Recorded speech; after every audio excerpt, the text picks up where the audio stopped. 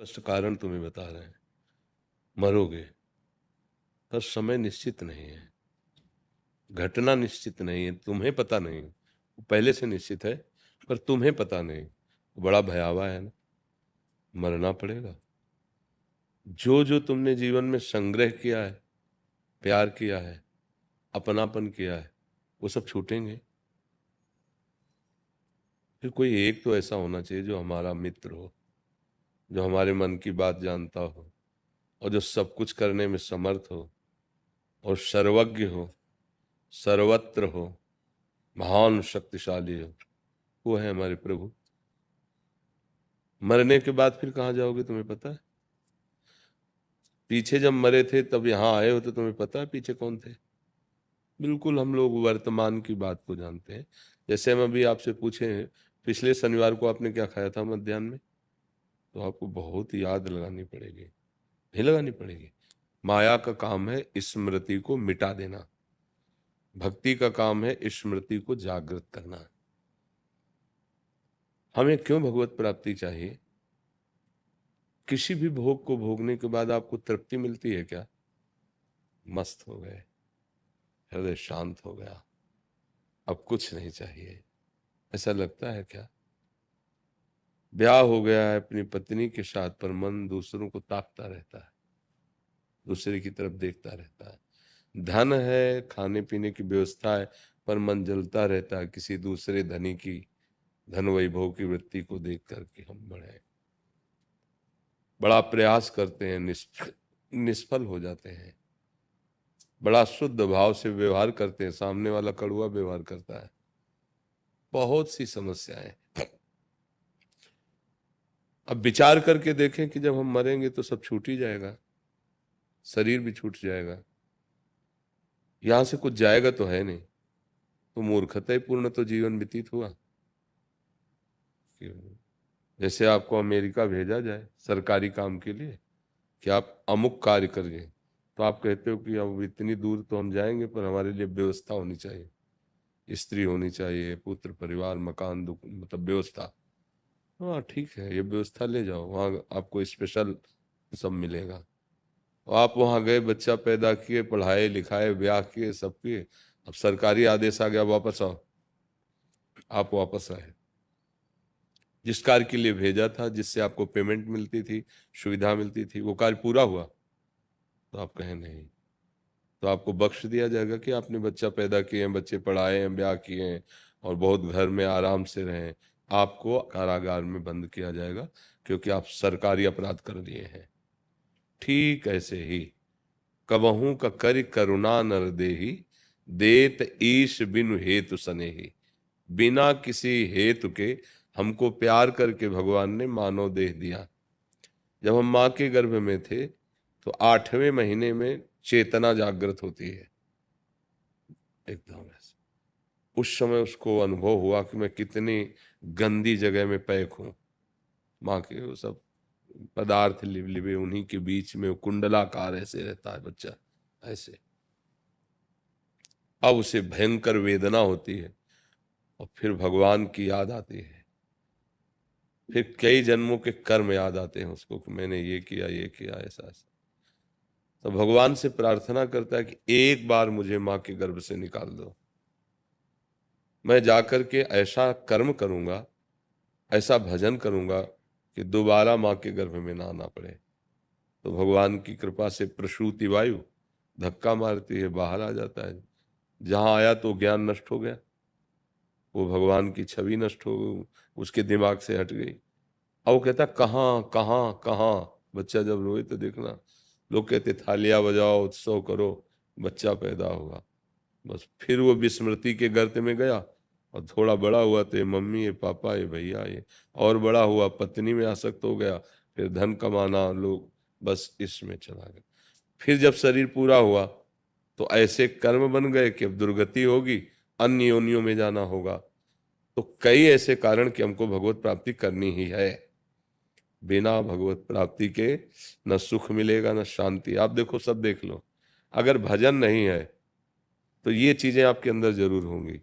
दुख का डर, अशांति, धन की चाह, भोगों की चाह, एक अलौकिक भय, एक विषाद, ये आपके हृदय में होंगे, क्योंकि भगवान से विमुख हो। भगवान के सन्मुख हो जाओ तो पहला लक्षण प्रकट होगा निर्भय। अब तुम्हारा भय खत्म हो जाएगा, फिर हो जाएगा निशोक, कोई शोक आपके हृदय में नहीं रहेगा। फिर आएगी निश्चिंतता, बेपरवाही, अरे भगवान है ना यार, खूब भजन कर रहे हो तो भगवान सब संभाल देंगे। विपरीत भावना का नाश, भगवान के विपरीत चलने की फिर हिम्मत नहीं रह जाती, वो पाप कर्म नहीं कर सकता।